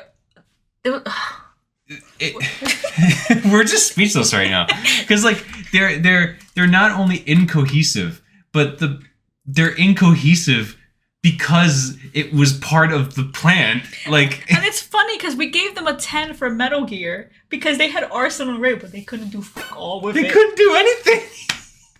You- Oh my god! And then you just have Ocelot laughing at the end, like. They get a 1. I'm sorry. It's like it's similar kind of to like Foxhound in the sense of like they were like, if Raiden wasn't there, they would have done their thing and then immediately got obliterated. Yep, but at least with Foxhound, they were operating their own thing. Yeah. They were doing their own thing, and even though it might have been less not effective, it was their own free will. Yeah, their own volition. Correct. Yeah. Solidus didn't. Solidus, he was manipulated to do everything. Like, oh my god, man. He gets a 1. I'm sorry, Solidus. Similar to Solidus, Vogan's an idiot. Vulcan's dumb. And you have Vogan in a room full of spies. Mm-hmm. Like, I mean, Yeah, even if Snake wasn't there, he was in a room with Ocelot, Eva, and the boss, who were working against him. you know, they were all plotting for how to get rid of him. Like, it would have been a matter of time. Yeah, and I know that like there was a push between the Soviet Union and the United States to get the boss assassinated. But like I guarantee you, if Snake wasn't a factor, they'd have some sort of a plan. There would be a contingency plan to have either the boss or Ocelot take care of business, or maybe even Eva. Eva was working with the Chinese too. No. And I bet it would have definitely been the boss, just considering how loyal she was to. Like, she knew she was gonna die at the hands of Snake, so I feel like she would have been like, okay, I'm probably gonna die in the process. What do I do for my country? Yeah. I feel like they Vogan, that the whole gets a 2 because what really was their main goal too? They weren't all working together. Not really. I mean, Vulcan just wanted to mass produce Shagohads and give them to different areas of different warlords, just sell Shagohads to cause massive destruction and shit. Basically your typical mustache twirling villain archetype. He gets a 2. He's one above Solidus, but not by much. He's just the bully that got access to the trust fund. That's it. Yeah, to his benefit, he had much more of a crew, or he had much more money. He had money and like Resources were his own. He was able to buy his own house, so to speak. Yeah, Solidus had nothing. Yeah. Nothing.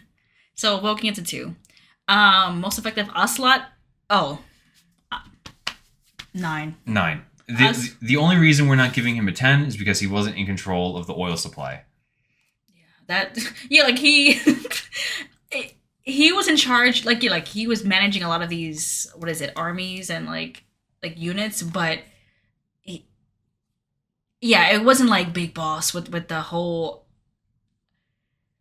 I feel like with Big Boss, he felt like I'm gonna become the king of the world, and with Ocelot, he felt like kind of like a behind the scenes master manipulator. Yeah. But like he still kind of had to work within society. Yeah. I mean, like, that was part of the whole point of his motivations in 4, to try to break free of these restraints. And if you think about it, Big Boss already did it in 2. That's why Snake was like, no, Snake went in.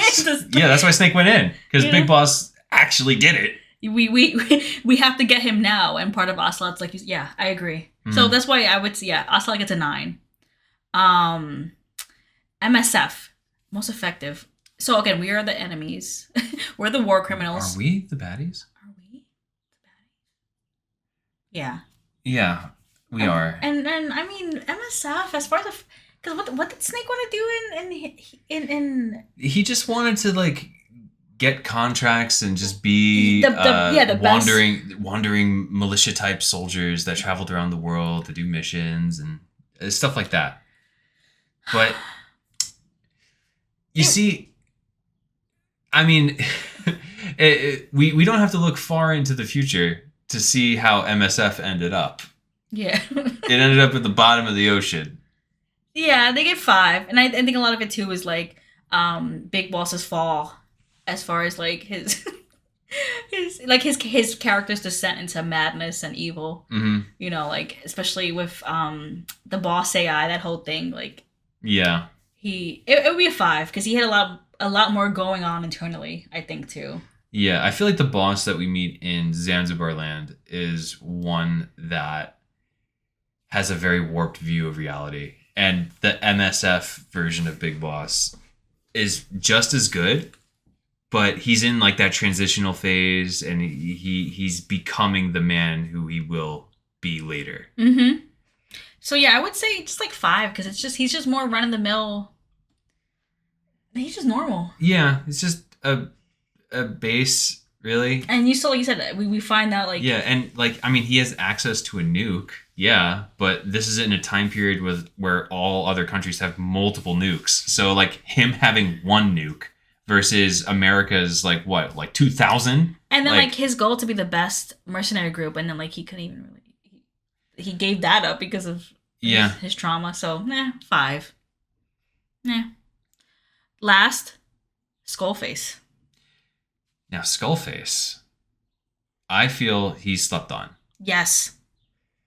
He's, to me, I see him as a silly little guy. But that virus. Those language viruses are terrifying. No fucking joke. And then you have dumbass Huey. Who made it even worse? Skullface gets a 9. Because I think, too, just he had that was his main thing. Mm-hmm. And he had a great command of it. I mean, that left unchecked, I think he'd be almost similar to Big Boss in the sense of just like, Big Boss controls oil, you control language. Yeah. And not even just control language, people will die. Mm-hmm. If they speak that language. A whole country's whole, like... Yeah. I mean, like, the only saving grace is that if people were aware of this virus and caught it in time, people would be able to adjust.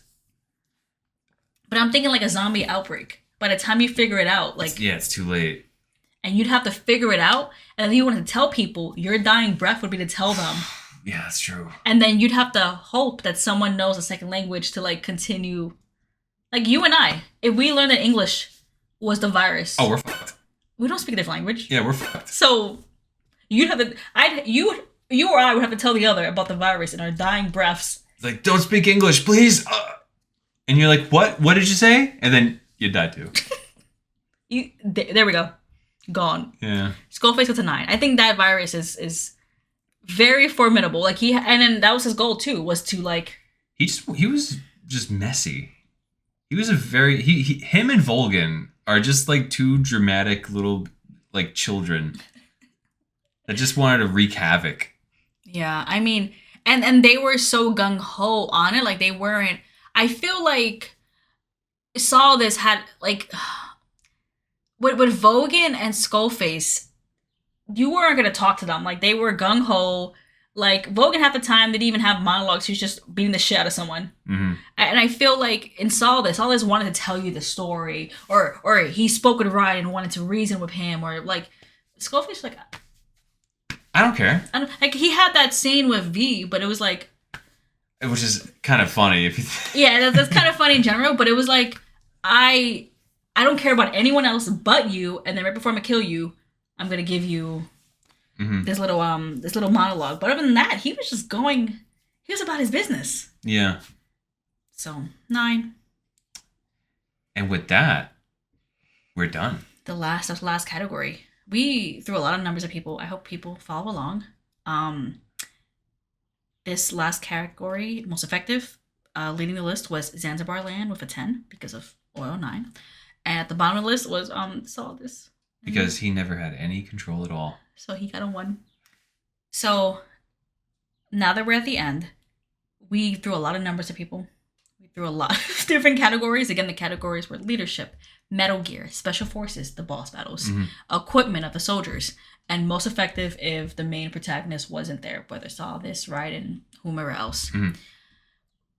We gave them all scores, and we have calculated the averages. And whoever is the highest averaged score is, by logic, the most effective unit. The most effective. And like honestly, the best war criminal. How should we do this? From bottom to from the bottom to the top? Yeah, let's do that. Okay. So starting off with the weakest of the groups, the Vogan Cobra unit, we have as 5 out of 10 as far as their overall war criminal list. So they're just a run of the mill, which, if you step back to think about it, yeah, that makes sense. Yeah, I mean, I like them. It's a great game, but I feel like the scope of them as a group, it wasn't I don't know, it didn't scream world ending. It screamed more like, Mom, why? Like that game, you know what I mean? Like that game was more so about to me. Yeah, the game is more about Snake and the boss than it is about Volgan and the Cobra unit, Right above them, Sons of Liberty, 5.4. What helped them out tremendously was how powerful Arsenal is. And honestly, again, I really think Arsenal with the Metal Gear raise on it. That's a force. That you have both brain and brawn, yeah. So they got a 5.4. I think what hurt them really though was solid. I think it was Solidus. Yeah, because their other scores are actually not bad. It's just Solidus isn't the most effective leader, and he wasn't even in control. He wasn't even in control. He was completely ineffective. So it brought their average all the way down to 5.4. Yeah, we have Metal Gear. We gave them a 10, and then most effective a 1. That completely messed up their ranking. But at least they're above Vogan. Mm-hmm. Right above Vogan, we have MSF with a 6. A solid 6. And I kind of feel similar to what you said about Vogan. They're kind of run in the mill.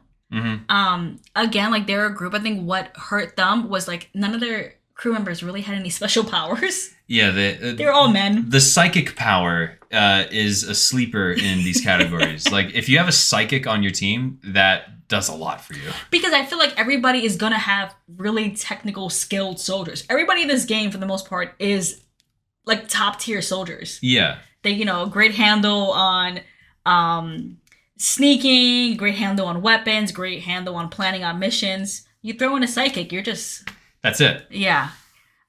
So I think that's kind of what put MSF kind of on the lower end. Above them, 6.2. Ooh, who's 6.2? Outer Heaven. Oh. Mm-hmm. That makes sense. So again, I think it's funny, right? To see them above the Vogan Cobra unit is like, Yeah, it doesn't feel right. But like what pushes them over the top is the effectiveness of their leadership.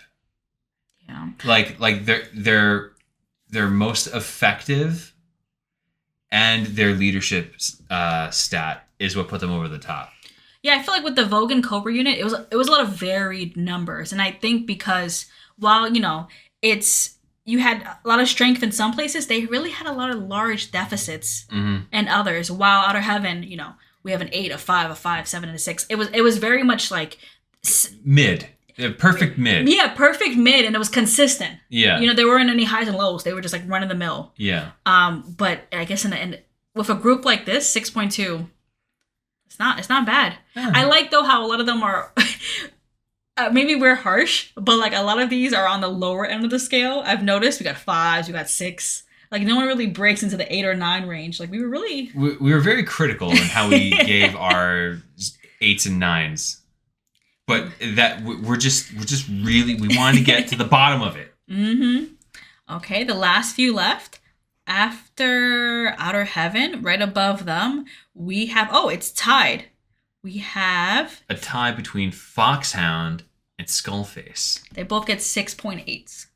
Which, you know what? I say together, I can see them. Yeah, because if you think about it, they have a similar kind of threat. Like one has a stealth nuke, the other has like this deadly biovirus. They're both. That is a good point, right? You know?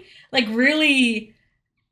I hate saying like sneaky core weapons, but like both of those weapons will hit you without you realizing it. Yeah, and the leadership is pretty good on each team.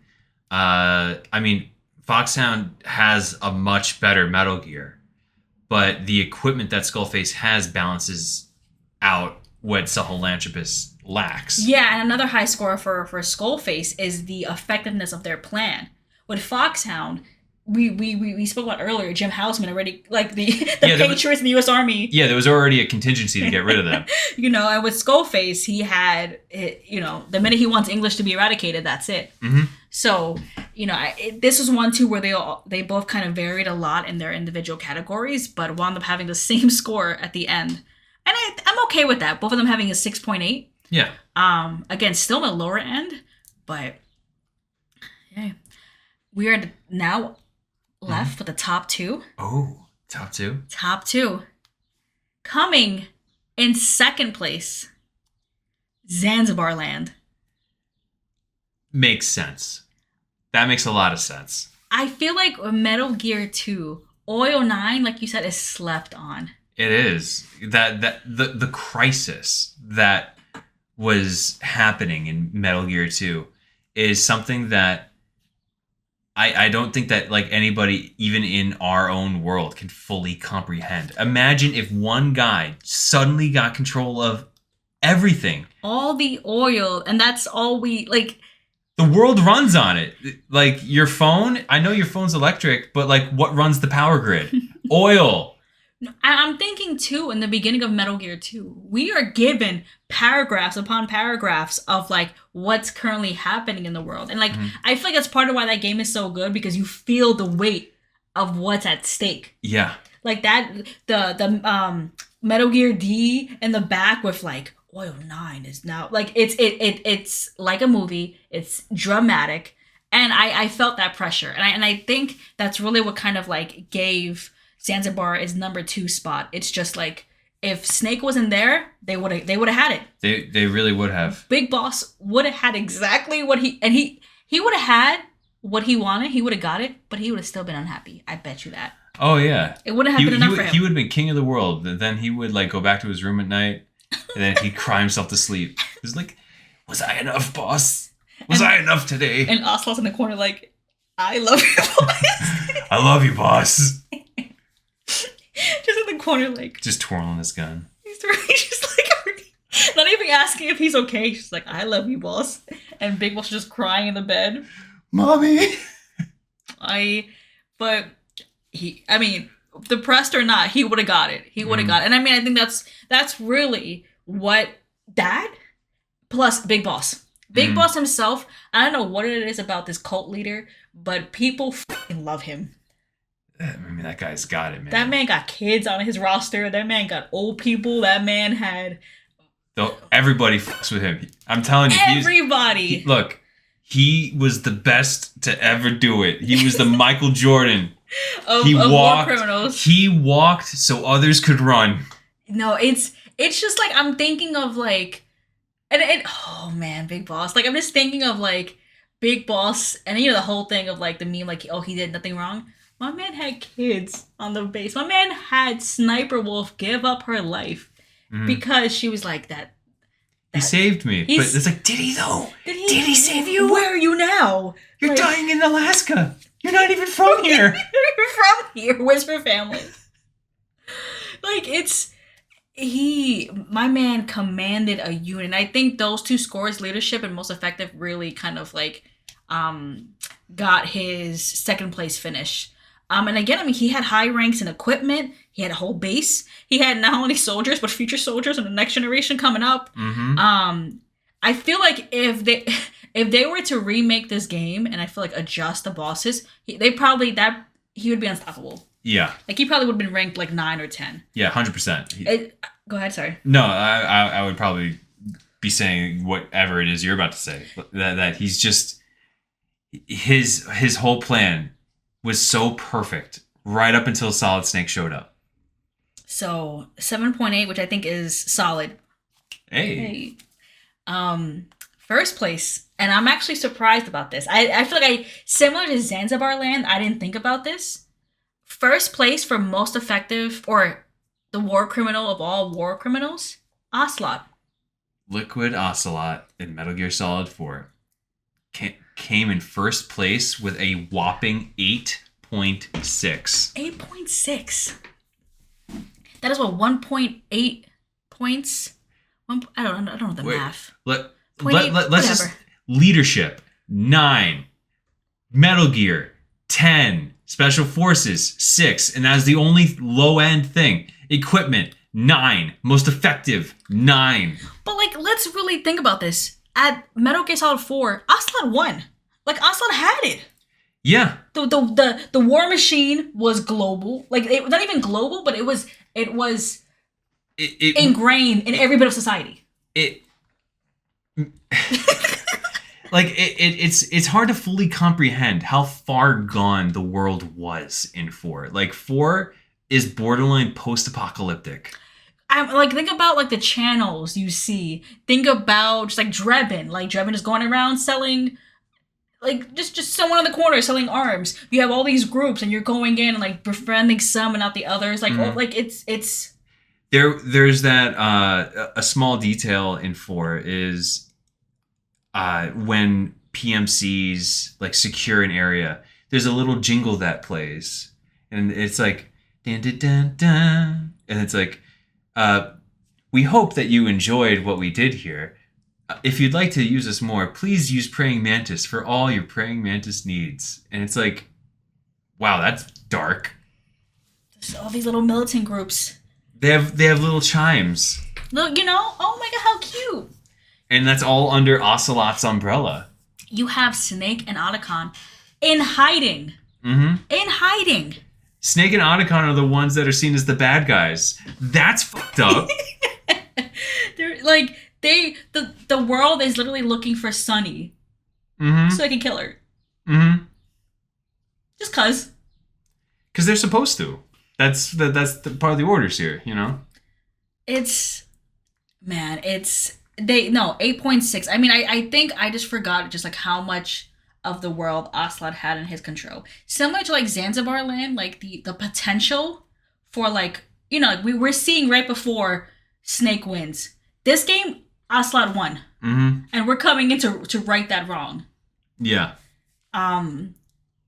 Liquid Ocelot. And I think too, I think that Liquid's leadership is something that needs to be, I think, really understood, because Ocelot throughout the games just a shifty, very much like, oh, whose side is he on? like what's his deal. Mhm. You throw in Liquid, who's very much the best. Like again, like the dominant genes. He is Big Boss's son in its entirety. Yeah, He is a great soldier. he is. So to have that man leading all the mercenaries in the world, Terrifying. Terrifying. And might I add, if it wasn't for Fox Die, Liquid would have won at the end of Metal Gear Solid. and yeah, Liquid would have won. I mean it's like in the sense of like I feel like he would have got away. Oh yeah, I mean those bunker bombs would have still came, but he would have gotten away. Maybe. But you see, what if that's potential? Like, we don't even It's know. potential. I mean, look, at that point, I think Liquid would be able to get away. And then, but get away. But then even think about this, though. At the end of the game, his self-confidence, he was so consumed with just besting his brother. Mhm. So, part of me now, would he have gotten away? Because he would have been so consumed with killing. Like know? he would have shot Snake and just monologued at a dead body. For And then like the an bomb would hour. have fell and he'd be like, fuck. Damn it. I think the combination of Liquid Ocelot, you have all the best parts of Liquid without, like, the self-conscious behavior. Mm-hmm. Very true. So, first place is Ocelot in Metal Gear Solid 4. Do you see this, Zero? We are victorious. Behold, Garden of the Mystics. Second place, Zanzibar Land. Tied for third is Foxhound and Skullface. Fifth place, Outer Heaven. Sixth place, MSF. Seventh place, Sons of Liberty. And eighth place, Volgan and the Cobra Unit. This was a doozy of an episode. For those who follow along, thank you. I mean, these are 201s for a reason. These are We threw a lot of numbers and we glossed over a lot of characters and stuff because we expect you to know. Yeah, we expect you to know. If you feel differently, if you agree, let us know. It's wild to think that like the biggest bad in this series might have just been Ocelot in Metal Gear Solid 4. He's so messy. Which is in a game Yeah. that's so kind of like controversial. Mhm. Like people like that's a 4 I feel like is like a what is it, like a lightning rod, so to speak, with some of the fan base. But look, it is what it is. I mean, if you disagree with our rankings, let us know. Maybe we'll read your email and maybe we'll adjust, maybe we'll agree, maybe we'll disagree. yeah, maybe we'll go even harder. It's like, you know what? It's a 10 now. But as always, please email us at itstkandm@gmail.com. That is itstkandm@gmail.com. This was great. I got a newfound respect for Ocelot, and honestly, I'm just reminded of how good Metal Gear 2 is. I love Metal Gear 2. It's cool. If they're gonna remake a game, kind of want Metal Gear 2. I'm not gonna lie. Yeah. I mean, you can't do Metal Gear 2 without Metal Gear. But like they could do a situation like Ground Zeroes and Phantom Pain, where like Metal Gear could be like the Ground Zeroes event, and the Phantom Pain is like the main game. Interesting. You know what I mean? But like don't sell it as two separate things, like one game. But then think about how many games they would have to go through if they're going in chronological order. Mm. They have to go through 3, then they have to go through Peace Walker. Yeah. Then they'd have to go through what is it? Oh, I guess just I mean, as cool as Delta is, I want them to remake the MSX titles the most. I think I agree. I think Delta is an interesting choice, but we will wait and see what happens. Mhm. But thank you all for listening. So glad to be here for another wonderful episode. Any parting words, T? No. No? Enjoy your weeks. Your 2 weeks until we see you again. We have a very fun episode lined up, so we hope you all like it. Thank you. And we will see you then. Bye. Bye.